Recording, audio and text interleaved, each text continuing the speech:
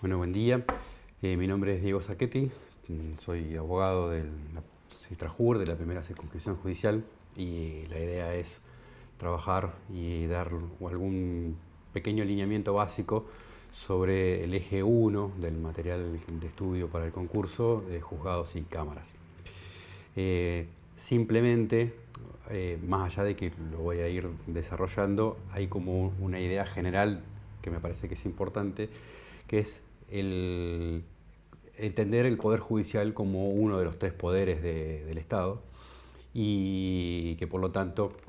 digamos, tiene toda su actividad reglada, ya sea tanto por la Constitución como por normas especiales. Vamos a ver que el Poder Judicial tiene, además de esta función que se le reconoce digamos, dentro de la división de poderes propia de una república, la de impartir justicia, que implica concretamente el dictado de normas jurídicas, que son las sentencias,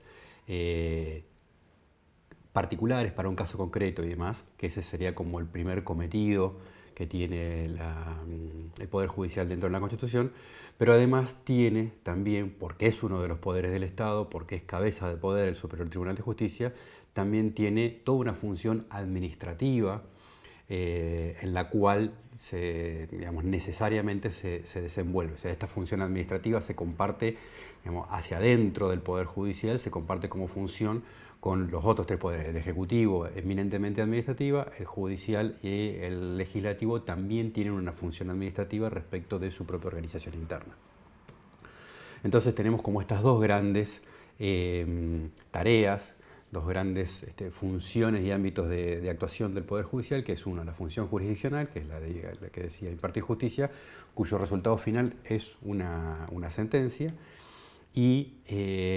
la función administrativa que se materializa con el dictado de actos administrativos. O son actos administrativos de alcance particular que resuelven una cuestión puntual de algún dependiente de la administración, en este caso del Poder Judicial, o actos administrativos generales que tienen que ver con la regulación, por ejemplo, de no sé, áreas que, qué sé yo, se me viene a la cabeza que tuvieran que resolver, por ejemplo, cuestiones vinculadas con licencias y demás, y ese tipo de cuestiones son a través de acordadas o de resoluciones de alcance general. Dicho esto, digamos, como idea inicial, para poder llevarse adelante estos cometidos se necesitan unos diseños, ¿sí? Son diseños que tienen que ver con, por un lado, el qué, es decir, quiénes son aquellos que van a tomar cada una de esas decisiones, y por otro lado el cómo, es decir, cuáles son los procedimientos o los procesos en los cuales se van a regir, digamos, para ese funcionamiento, para esa toma de decisiones. Uno de los conceptos básicos y sumamente importantes respecto del funcionamiento es la noción de competencia. Es decir, la competencia es una asignación de facultades, una asignación digamos, una imputación funcional, es decir, formas que están establecidas para lograr un fin determinado, y la competencia es la que determina justamente quiénes van a tomar decisiones y cómo va a ser el procedimiento para hacerlo. Y ahí nosotros nos vamos a encontrar que el Poder Judicial tiene como dentro del qué de ese diseño, está diseñado con un Superior Tribunal de Justicia, que es cabeza de poder, y junto con eso el Ministerio Público, que está como cabeza de poder del Ministerio Público, el Procurador o la Procuradora General. Debajo de eso hay cámaras, que son cámaras de apelaciones o las cámaras laborales, y debajo de eso están los juzgados de primera instancia o unidades jurisdiccionales. Cuando yo hablo de debajo, estoy hablando de una definición, una distribución de competencias por jerarquías, ¿sí? Entonces tenemos el Superior Tribunal, las cámaras y las unidades jurisdiccionales o juzgados de primera instancia. Además de este diseño por jerarquías, hay también una competencia que es por temas, ¿sí? Una competencia temática que se denomina fueros, y en ese caso tenemos distribuido el fuero laboral, el fuero civil, Dentro del fuero civil, pero con un procedimiento autónomo o distinto, está el fuero de familia,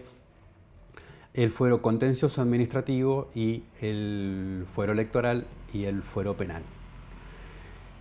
La idea de esta conversación, de esta charla, es poder ir desarrollando algunas de las características que tienen cada uno de estos fueros dentro del Poder Judicial de la provincia de Río Negro y los procedimientos sobre los cuales estas características se actúa, digamos. Dentro del fuero, empiezo por la cabeza de poder, digamos, por el Superior Tribunal de Justicia, que tiene, por un lado, competencia originaria en algunas cuestiones que son específicamente derivadas de la Constitución, como por ejemplo los mandamientos de prohibición o los mandamientos de ejecución, o sea, los mandamos o los prohibimos, que es una especie de amparo, que tienen competencia exclusiva el Superior Tribunal de Justicia. También va a intervenir de manera exclusiva en conflictos de competencia, por ejemplo, dentro de las autoridades de municipios o entre los municipios y el Estado provincial. Y interviene además ya no como una competencia exclusiva, sino como una cuestión no derivada, sino que derivan hacia el Superior Tribunal para intervenir, para revisar decisiones dictadas por los tribunales inferiores, ya sea el Tribunal de Impugnación en sede penal, las cámaras laborales en el fuero laboral o las cámaras de apelaciones en lo civil, comercial y contencioso administrativo en ese fuero. Entonces teníamos el Superior Tribunal, luego de eso están las cámaras civiles, que hay una cámara en cada una de las circunscripciones judiciales. Cuando hablamos de circunscripciones judiciales, vuelvo recién al tema de competencia, estamos hablando de una distribución territorial, es decir, además de estas cuestiones de competencia jerárquica y estas cuestiones o estas competencias jerárquicas, competencias por materia, que son las que acabo de mencionar, están las competencias territoriales. Cada una de las unidades jurisdiccionales, cada uno de los jueces, cada una de las cámaras intervienen y tienen un ámbito de actuación, competencia territorial, dentro de cada una de las 4 circunscripciones en las cuales está dividida el territorio de la provincia. ¿Cómo es el funcionamiento del fuero civil, comercial y de minería y de contencioso administrativo? Se rige básicamente por un código de procedimientos. Antes de hablar del código de procedimientos, que es una pequeña noción de lo que es un proceso judicial. Habíamos dicho al principio que la función jurisdiccional, o sea, una de las funciones del Poder Judicial es la función jurisdiccional y la otra la función administrativa. O para ejercer la función jurisdiccional recurrimos a los códigos procesales, ya sea civil y comercial, ya sea el Código Contencioso Administrativo o el Código de Fuero Especial de Familia o el Código Procesal Penal. Y además, le vamos a llamar procedimiento, que es el procedimiento administrativo para el ejercicio de esa función administrativa, que eso es materia de otro eje, que no es eje 1, pero corresponde, digamos, ponerlo dentro del mismo concepto. Entonces, el fuero civil y comercial está regulado a través del Código Procesal, Civil, Comercial y de Minería y tiene, digamos, como etapas. Todos los procesos tienen como etapa. La idea es, un proceso es una secuencia organizada con destino a la posibilidad de que se tome una decisión judicial y está dividida, digamos, en etapas. La etapa, normalmente todos los procesos tienen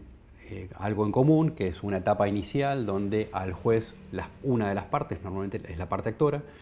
es la que propone, interpone la demanda, establece cuál es su petición. Luego de eso hay una contestación. Luego de eso, una vez que en el caso haya hechos que sean necesarios investigar, que sean necesarios que las partes puedan acreditar porque no están de acuerdo respecto de la ocurrencia de los hechos, una etapa probatoria y luego de esa etapa probatoria una etapa de decisión. Los procesos judiciales se dividen también en diversos tipos. Hay procesos de conocimiento. Dentro de esos procesos de conocimiento tenemos un proceso ordinario, que es el proceso de conocimiento más amplio que se tiene en la provincia, en todos los códigos procesales de todas las provincias es similar, en donde la posibilidad de las partes de hacer presentaciones, de decir cosas, de probar y demás, es de la más amplia de con las cuales se puede contar dentro de un juicio, digamos. Y procesos de conocimiento abreviado, que son procesos que tienen algunas características, pero fundamentalmente le llaman sumarísimo, que es un procedimiento donde algunas etapas como que ocurren en el proceso ordinario están suprimidas, como por ejemplo los alegatos, pero además están restringido el tipo de conocimiento. Y después hay otro tipo de procesos que son ya no aquellos tendientes a encontrar o decir un derecho discutido, sino donde hay un principio de reconocimiento formal de derechos, que son los procesos ejecutivos. Digo reconocimiento formal de derecho porque normalmente en esos casos se tratan de ejecutar obligaciones que ya están establecidas en otros instrumentos. Por ejemplo, una ejecución de un pagaré, de un cheque, algún reclamo de algún tipo de contrato que establezca obligaciones que están definidas y que se trata solamente de pedir que se cumplan. Los procesos en donde se ejecutan las sentencias, es decir, decisiones judiciales que ya fueron tomadas, que establecieron obligaciones para alguna de las partes y frente al incumplimiento, entonces ya no se hace un nuevo juicio ordinario, sino que se plantea un juicio ejecutivo. Entonces tenemos estos procesos que son de conocimiento y los procesos de ejecución. Además de eso, hay procedimientos especiales que por sus particulares características tienen una regulación específica dentro del Código Procesal, como pueden ser, por ejemplo, los procedimientos de desalojo, de mensura y deslinde, un proceso sucesorio, es decir, tienen características diferentes. Entonces teníamos, repasando, los procesos de conocimiento con esta división de ordinarios y sumarísimos, los procesos de ejecución y procesos especiales. Eso es dentro del esquema del proceso civil. A diferencia de otros tipos de procesos, una de las características que tiene el proceso civil es que es un proceso a disposición de las partes, es decir, solamente se va a impulsar, va a avanzar o no avanzar en tanto y en cuanto las partes sean aquellas las que soliciten, impulsen ese avance. Esto es importante respecto de las obligaciones porque define, por un lado, las obligaciones de los jueces y por otro lado, las obligaciones de las partes. En este caso, en este tipo de procesos, los jueces no tienen bajo sus facultades o sus obligaciones la de impulsar el proceso, sino que lo hacen las partes. En cuanto a la estructura, o sea, ya habíamos visto que dentro del Poder Judicial teníamos este fuero, el civil, comercial, de minería y contencioso administrativo, y tiene, cuando vemos el qué, vemos que tiene una estructura que antes se llamaban juzgados, hoy son unidades jurisdiccionales, y esas unidades jurisdiccionales integran las tres que hay, por ejemplo, en la provincia, en la primera circunscripción, dos civiles y la contenciosa administrativa, integran o se apoyan en una única unidad administrativa. Tenemos jueces de las unidades jurisdiccionales junto con sus secretarios, y en la coordinación de todo lo que implica la tramitación, desde el ingreso, las peticiones de las partes, las citaciones a las audiencias, el desarrollo de las audiencias, los armados del expediente y demás, todo eso corresponde a un organismo que es la oficina de la OTICA, ¿sí? La Oficina de Tramitación Integral del Fuero de Civil y Comercial y Contencioso Administrativo.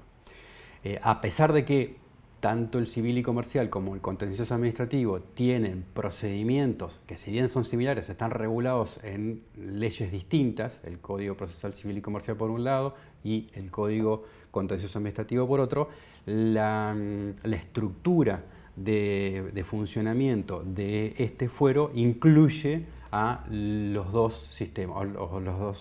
dos competencias, la contencioso administrativa y la civil y comercial. Este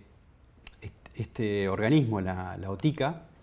tiene además una coordinación general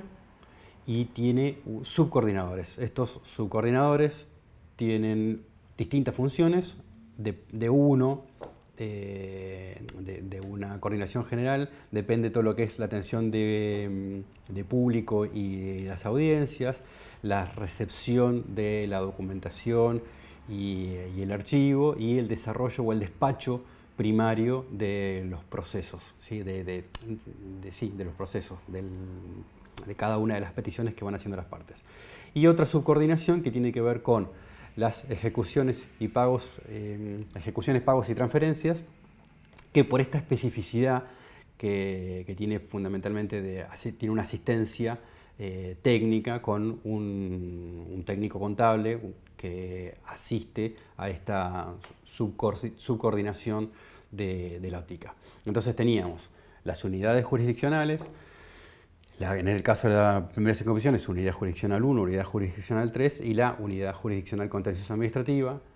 todos nucleados administrativamente con este organismo, esta estructura que es la de la OTICA. Además de esta estructura, de estas funciones, tenemos dentro de, con el origen o con el mismo marco normativo general, que es el Código Civil y Comercial, está el fuero de familia. Digo porque es la misma aplicación de las normas que están contenidas en el mismo código, pero con una especificidad temática que es las relaciones de familia, que también tienen no solamente una regulación distinta en cuanto al procedimiento y algunos principios que ahora lo vamos a ver, sino que además también se nutren de organismos técnicos que la OTICA o que las unidades jurisdiccionales del fuero civil no tienen. En el fuero de familia, entonces, tenemos también unidades jurisdiccionales integrados por jueces y por secretarios, y estas unidades, que se llaman unidades procesales, están apoyadas o, digamos, administrativamente trabajan con lo que se llama la OTIF, que es la Oficina de Tramitación Integral del Fuero de Familia. Pero además existen los equipos técnicos interdisciplinarios, que son equipos técnicos que no aportan información jurídica, sino que aportan información de otros saberes que tienen que ver con las ciencias sociales, como ser psicólogos, trabajadores sociales, que lo que van a aportarle es una mirada técnica desde esos respectivos saberes a estas unidades procesales. La OTIF, que es esta Oficina de Tramitación Integral del Fuero de Familia, va a estar dividida también, o va a tener funciones respecto de atención del público, de la receptoría de los expedientes, del armado de los expedientes y demás, y del despacho primario, es decir, las providencias que se van dictando a medida que se van haciendo presentaciones o peticiones por parte de los justiciables o de las personas que intervienen dentro del proceso. Como les había dicho recién, en el proceso civil ordinario, no los de ejecuciones, teníamos esta primera etapa en donde hay una demanda y su eventual contestación, una etapa, digamos, que le sigue, que es la de cuando, como había mencionado recién, existiendo hechos controvertidos que van a tener que ser acreditados, hace una audiencia preliminar. En esa audiencia preliminar el juez establece qué se va a aprobar, cómo se va a aprobar en función de lo que hayan pedido cada una de las partes, cuáles son las pruebas que son admisibles, que son conducentes, se hace una selección respecto de la admisibilidad de la prueba, y luego se pasa a la etapa probatoria, con la cual, una vez que culmina esta etapa donde cada una de las partes van probando los hechos que quisieron acreditar, se resuelve. En el caso del fuero de familia, en el caso del fuero de familia, una de las características distintas a la del fuero civil es que el proceso es básicamente oral. sustancialmente oral. Es decir, la mayoría de estas etapas que estaban definidas también en los procesos de ordinarios o sumarísimos digamos, que también existen dentro del proceso de familia, hay mucha más presencia de la oralidad. La mayoría de las acciones se deben dar en audiencias, de las presentaciones y de las peticiones, y esto hace que haya una relación de inmediación entre los jueces o las juezas y secretarios de los juzgados con las partes. Una característica de mucha mayor inmediación que la que existe dentro del proceso civil y comercial. Además del fuero civil y del fuero de familia, tenemos el fuero electoral, que es un juzgado electoral para toda la provincia, que su competencia está definida para atender precisamente todas las cuestiones que tienen que ver con el desarrollo de los procesos electorales, desde las cuestiones vinculadas con las presentaciones de listas, candidatos y todas las cuestiones que surjan en materia electoral. Interviene un juzgado, una unidad procesal electoral. Además de estos tres fueros, tenemos el fuero del trabajo, el fuero laboral, que a diferencia del esquema que habíamos hablado de las unidades jurisdiccionales, que son todos jueces unipersonales, ya sea las unidades procesales de familia como las unidades jurisdiccionales del fuero civil y comercial, el contencioso administrativo y el electoral, en el fuero laboral se caracteriza, a diferencia del resto, como decía recién, por ser tribunales, es decir, son una unidad jurisdiccional, pero que está representada o que está integrada, no representada, por 3 jueces, que resuelven con un procedimiento especial, que es el procedimiento laboral, que está regulado en un área específica y que tiene además otras características. Una de esas características es que el impulso del proceso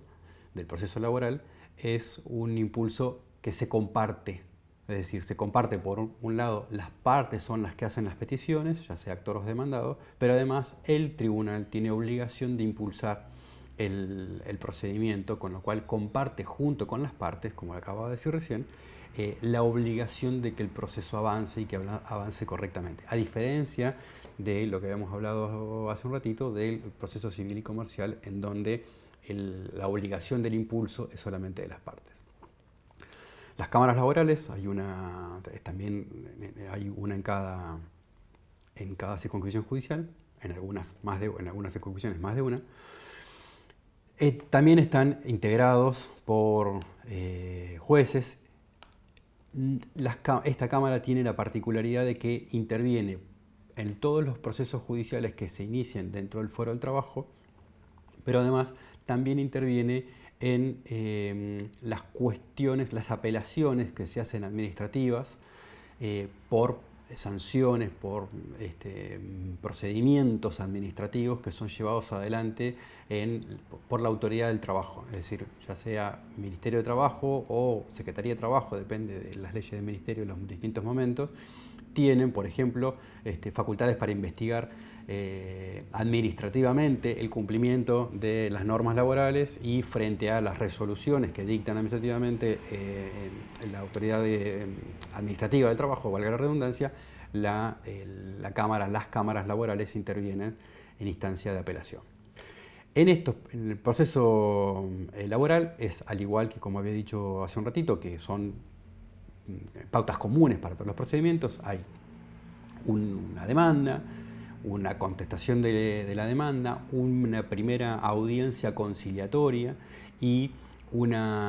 luego de esta audiencia conciliatoria, si en el caso de que no hubiera posibilidad de un acuerdo, que es otra de las características que tiene el proceso laboral, que es un proceso en donde las cámaras van a tener la obligación de buscar la composición de los intereses. Si bien es una obligación de todos los fueros, en las cámaras laborales el trabajo, digamos, hacia la composición de intereses está específicamente previsto, inclusive hay una audiencia específicamente prevista para la conciliación. Digo esto y hago una pequeña digresión acá porque me he olvidado decirlo. En el fuero de familia, además de la intención de resolver o de la misión de resolver un conflicto familiar, existe la obligación para todas las partes, tanto las partes que intervienen en el proceso como contendientes, digamos, actores y demandados, como los quienes intervienen desde el Poder Judicial, el equipo técnico interdisciplinario o los representantes administrativos o judiciales de las unidades procesales, de intentar evitar, más allá de la obligación de intentar solucionar un conflicto, intentar evitar que ese conflicto se agrave. Esto es un mandato ético, además de un mandato legal, es un mandato ético respecto del comportamiento de las partes, de las cosas que se dicen, de cómo se dicen, precisamente para intentar disminuir o por lo menos no agravar los conflictos intrafamiliares. Vuelvo al fuero laboral. Los jueces de las cámaras tienen también, digamos, unidades procesales que están además organizadas y coordinadas por una oficina de tramitación integral, así como teníamos la OTICA para el civil, la OTIF para familia, la OTIL es del fuero laboral, que tienen también esta organización administrativa a su cargo la atención al público, la realización de las audiencias, la receptoría tanto de documentación como de los escritos que presenten cada una de las partes y la realización de los pagos y transferencias. Entonces tenemos la estructura de los jueces con los secretarios y las secretarias, digamos, que conforman estas unidades procesales que, aunque parezca digamos, como un exceso de aclarar, no se trata de secretarías de los jueces, sino que son abogados, son cargos que tienen funciones jurisdiccionales en el sentido de que, si bien no imparten justicia, pero toman decisiones respecto del desarrollo del proceso, son decisiones que están previstas y permitidas por el Código Procesal del Fuero del Trabajo. Las resoluciones, las sentencias de los jueces de las unidades procesales, de las unidades procesales de familia, de las unidades jurisdiccionales civil y contencioso administrativo y del fuero electoral, tienen como superior jerárquico inmediato a las cámaras civiles. Y estas cámaras civiles van a entender, digamos, su competencia es para intervenir en los procesos una vez que se han tomado decisiones en los juzgados, en estas unidades procesales, y se apela esa sentencia, se recurre esa sentencia, se cuestiona esa sentencia e interviene en las cámaras civiles. Cuando las decisiones, estas sentencias, las toman las cámaras del fuero del trabajo, la posibilidad de intervención ya no son de la Cámara Civil, sino que es el Superior Tribunal de Justicia el que entiende cuándo existe un recurso contra esas sentencias. En este caso podría ser una sentencia definitiva. Y como son 3 jueces y se supone que estos 3 jueces en las audiencias pudieron valorar la prueba y pudieron hacer un análisis del derecho entre 3 personas, la posibilidad de recurso ante el Superior Tribunal está acotada, en principio, a situaciones más que no están reservadas, no corresponden a hecho y prueba. Es decir, están reservadas fundamentalmente cuando hay o una violación a la ley, o hay una sentencia arbitraria, o alguna aplicación del derecho que puede ser cuestionada más allá de lo que pudo probarse. Digo esto porque cuando intervienen las cámaras civiles, la posibilidad de revisión respecto de lo que se hizo en las unidades jurisdiccionales, ya sea de familia, como las unidades procesales de familia, como las jurisdiccionales civil y contencioso administrativo,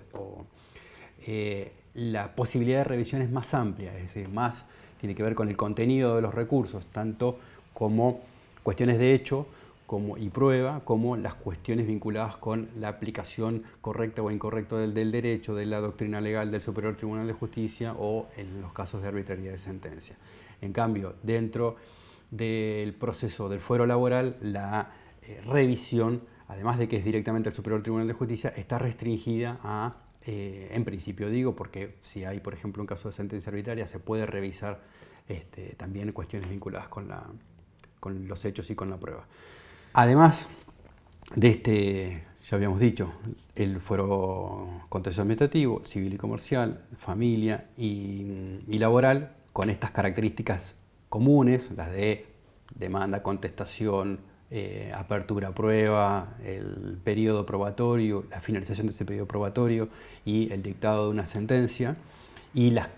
situaciones distintivas, es decir, la particularidad de y esto me he olvidado que es importante, de la mirada con una perspectiva de género, sobre todo en el fuero de familia, pero también es una perspectiva que es una categoría de análisis que corresponde a la totalidad de los jueces y juezas de la provincia, y estas características distintivas, que en el fuero civil el impulso es de parte, en el fuero laboral se comparte ese impulso entre las partes y el tribunal.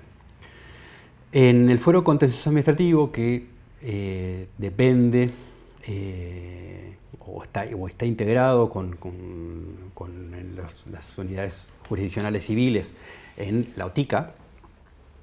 las características de este fuero es que interviene en los casos en donde el Estado es parte como actor o demandado, y se debaten cuestiones que tienen que ver con el funcionamiento del Estado, salvo las cuestiones que tengan que ver con el empleo público, las cuestiones digamos, que tienen que ver en el vínculo entre el Estado y sus empleados, que estas, más allá de que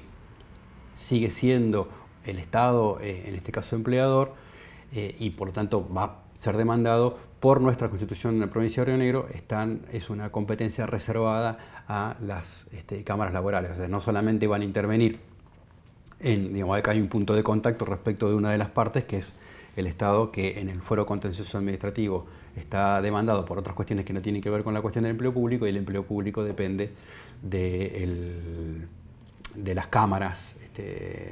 no depende, sino que es competencia de las cámaras laborales. Por último, el último fuero que me quedaba mirar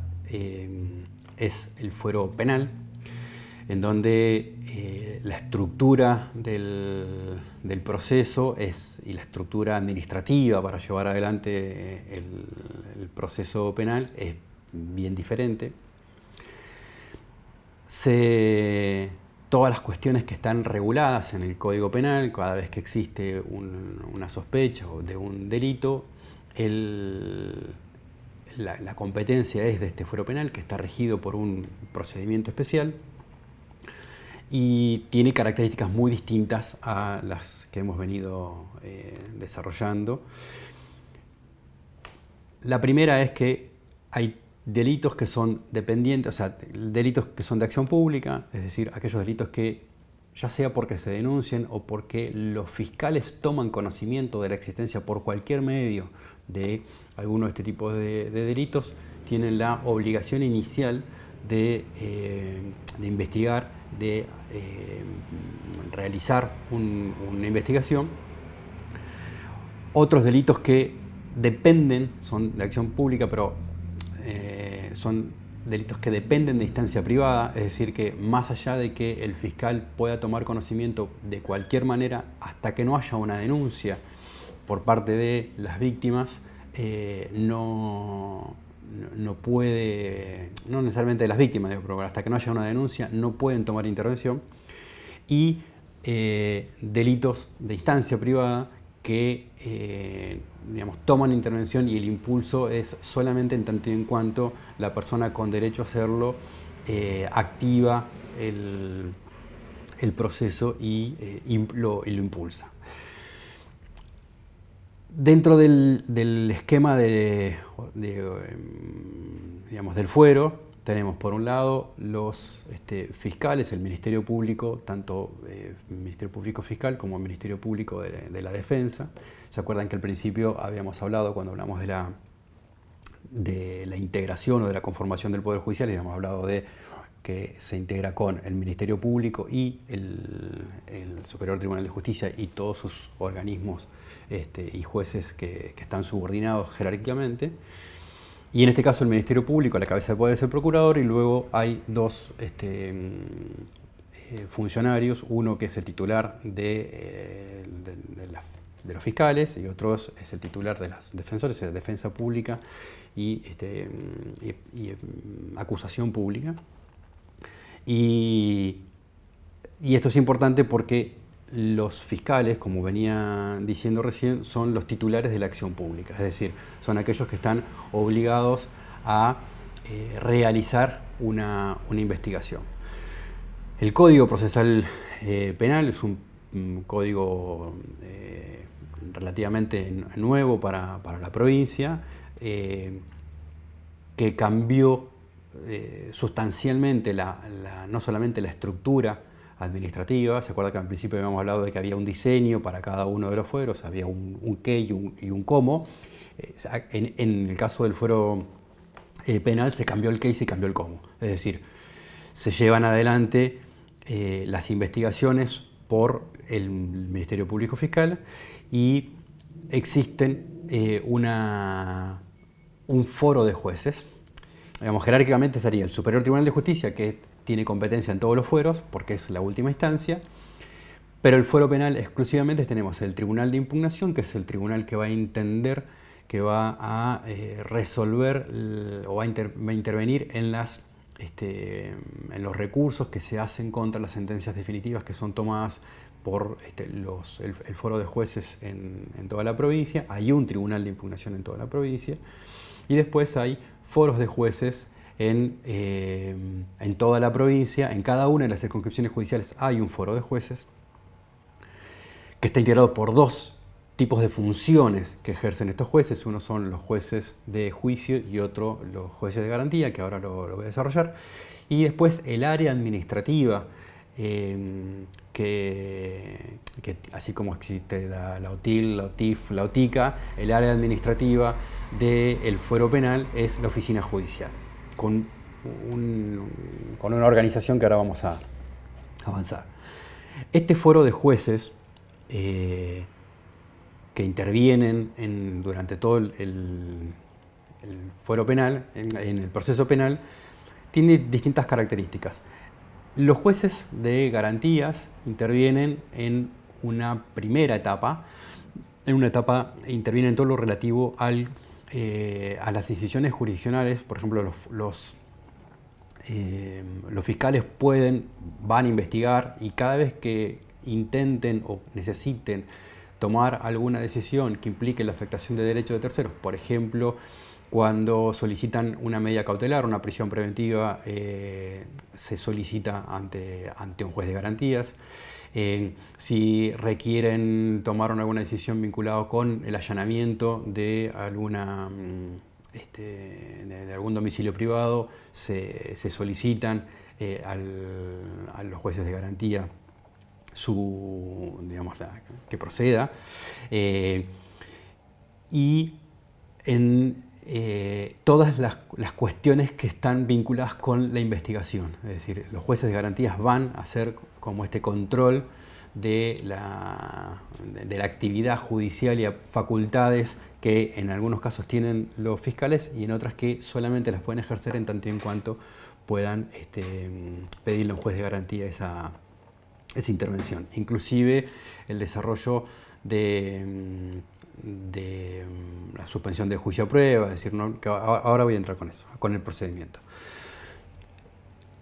Además, de los jueces de garantía están los jueces de juicio, que son los que van a intervenir en los casos donde se haya tomado la decisión de elevar una investigación a juicio, y van a actuar como juzgados o como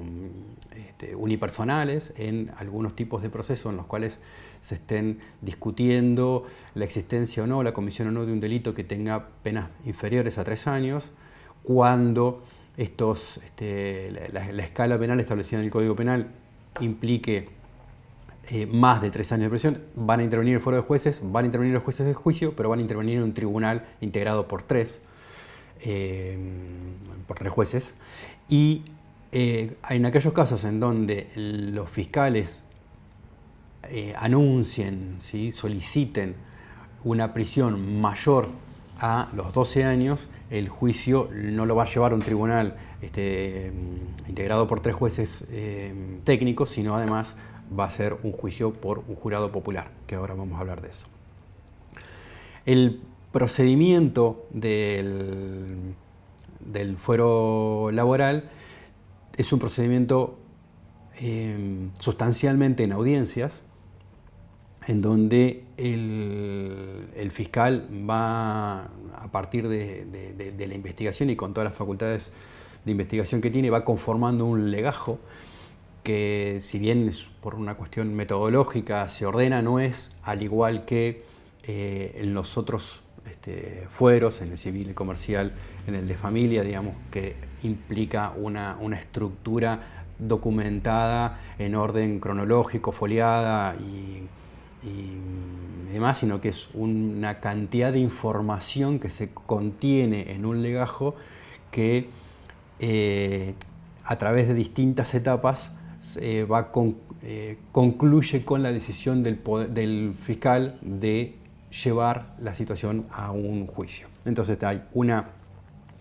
etapa preparatoria, una etapa inicial de investigación que puede durar hasta 6 meses, en donde ese fiscal, esa fiscal, va a tomar la decisión de, decide si va a imputar, si va a formularle cargos a una persona concreta. Y esta sería como los dos momentos de esta investigación preliminar y de esta investigación preparatoria que, donde ya el fiscal, una vez que determinó que había elementos como para que a determinada persona se le imputara un hecho concreto, formula cargos. Una vez que se formulan cargos, se abre una etapa que puede durar hasta 4 meses de esta investigación preparatoria, y cumplida toda esta investigación, los fiscales toman 2 decisiones básicamente. Una es la de generar el archivo de las actuaciones, ya sea porque no hay mérito para generar para hacer un juicio, para determinar la existencia de un proceso, porque no haya suficiente prueba y entonces deciden que no hay un mérito para atribuirle a determinada persona la comisión de un delito, porque haya alguna situación en la cual entiendan que corresponde alguna posibilidad de que fuera sobreseído, entonces termina con un sobreseimiento. Y si ninguna de estas situaciones concurren y existe la decisión de avanzar en el proceso, hay una etapa que es el control de la acusación, en donde ya con un juez de juicio se va a verificar, se va a controlar que estén dadas las condiciones para poder avanzar hacia el desarrollo de un juicio oral y público. En este juicio oral y público, una vez que se hace este control de la acusación, se lleva adelante el juicio oral, según, como les he dicho recién, según las escalas penales, por un juez unipersonal, por una cámara, o no una cámara, sino un grupo, 3 jueces, un tribunal, no me sale la palabra, integrado por 3 jueces, y si no, si la pena es la pedida es de más de 12 años, un jurado popular. Este jurado popular se integra con personas de la comunidad, que se sortea una vez al año con el registro electoral, no cada jurado, sino un listado de posibles integrantes de un jurado, que para cada caso en concreto van a ser designados con algunas características, tratando de que por lo menos la mitad, sos un jurado integrado por 12 personas, tratando de que por lo menos la mitad tengan que ver con el entorno social donde se cometió el delito, digamos, de las partes que en este caso está acusada de la comisión de un delito, que haya una representación igualitaria de géneros. No pueden intervenir dentro de los jurados ni abogados ni funcionarios judiciales. Se trata de buscar una heterogeneidad que sea representativa de la comunidad a los efectos de tomar una decisión, que se toma el proceso penal completo. Había dicho que era un proceso oral, pero además en el caso de los juicios son audiencias que el jurado tiene que estar presente todo el tiempo, donde tiene que escuchar, tiene que ver toda la prueba que se vaya produciendo en esas audiencias, que además deben ser continuas, solamente excepcionalmente pueden diferirse por alguna, ya sea por fuerza mayor, digamos, alguna causa excepcional, en donde deba diferirse la audiencia, pero si no, tienen que ser en jornadas continuas, como para que haya una relación de inmediación entre el conocimiento que van tomando los jurados y el momento de la decisión. Luego de esto, este jurado pasa a deliberar y tiene que existir, si no unanimidad, por lo menos 10 personas de las 12 tienen que estar de acuerdo en la determinación o no de la culpabilidad. Que esto es la función del jurado, es la determinar en función de su sentido común, de su leal saber y entender, si la persona que está siendo llevada a juicio es culpable o no del delito del que se lo acusa, por el cual se lo llevó a juicio. Una vez que se determina esta culpabilidad, hay un proceso aparte, posterior a en donde ahí sí con jueces técnicos solamente se determina la cuantificación de la pena. Y esta cuantificación de la pena, como dije recién, se hace solamente por jueces técnicos. Esto se llama juicio o proceso de cesura, es proceso posterior a el juicio concretamente en donde se determina la culpabilidad o la inocencia de una persona. Una vez que que existen, se agotaron todas las instancias administrativas, judiciales de revisión de las sentencias dictadas de condena,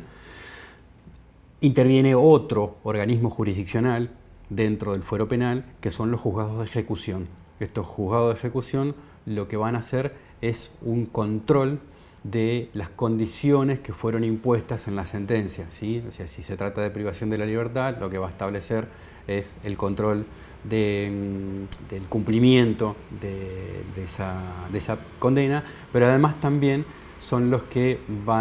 es el juzgado que va a intervenir en todas las cuestiones que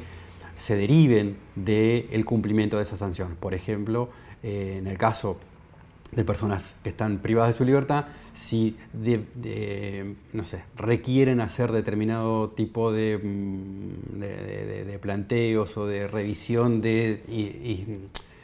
decisiones que se hayan tomado por el servicio penitenciario respecto de sanciones, calificaciones y demás, existe la posibilidad de que los jueces de ejecución penal son aquellos que van a intervenir en todo lo atinente al cumplimiento de la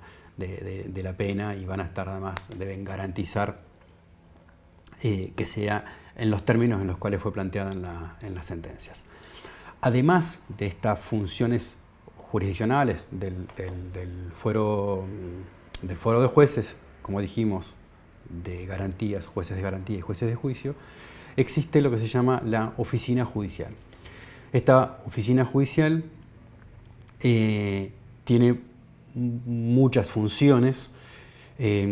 tiene una cabeza administrativa, que es la Dirección General de Oficinas Judiciales, que es para toda la provincia, y después hay oficinas judiciales de cada una de las circunscripciones judiciales. Esta Dirección General está asistida además por una unidad del Tribunal de Impugnación que va, como el nombre lo indica, a hacer esa apoyatura administrativa que requiere el Tribunal de Impugnación, y la unidad de procesos y de mejora continua, que es una unidad que además tiene el cometido de establecer estadísticas, de llevar el control administrativo de la eficiencia del sistema de administración, digamos, del fuero penal. Y después va a haber oficinas judiciales en cada una de las 4 circunscripciones, ¿sí? En Viedma, General Roca, Bariloche y Cipolletti, y hay subdelegaciones en los casos en donde se requieren, por ejemplo, en el caso de la circunscripción judicial de Viedma y de General Roca, hay subdelegaciones en algunas localidades. En este caso es San Antonio, Villa Regina y Choel, que, digamos, por una cuestión de inmediación entre el trabajo que existe en estas localidades y la distancia con la cabeza, digamos, de la jurisdicción, requieren esa instancia administrativa más cerca. Esta dirección esta oficina judicial tiene una dirección de la oficina judicial con subdelegaciones, y hay una serie de funciones que dependen pura y exclusivamente de la oficina judicial. Concretamente, el control de las audiencias, la agenda de las audiencias, algunas cuestiones vinculadas con el mero trámite, las notificaciones a las partes que intervienen, ya sea el Ministerio Público Fiscal como el resto de los defensores, querella, la organización de los efectos secuestrados, es decir, en cada uno de los procesos penales en donde se requiera preservar, se requiera custodiar elementos que luego van a ser elementos de prueba, cuando se trata de evidencia que ya se ha secuestrado. Quien está a cargo del control, el cuidado, la cadena de custodia de estos elementos es la oficina judicial. Bueno, básicamente la idea era dar estos lineamientos generales digamos, como para enmarcar el material del primer eje de este material para el examen del concurso. Así que muchas gracias.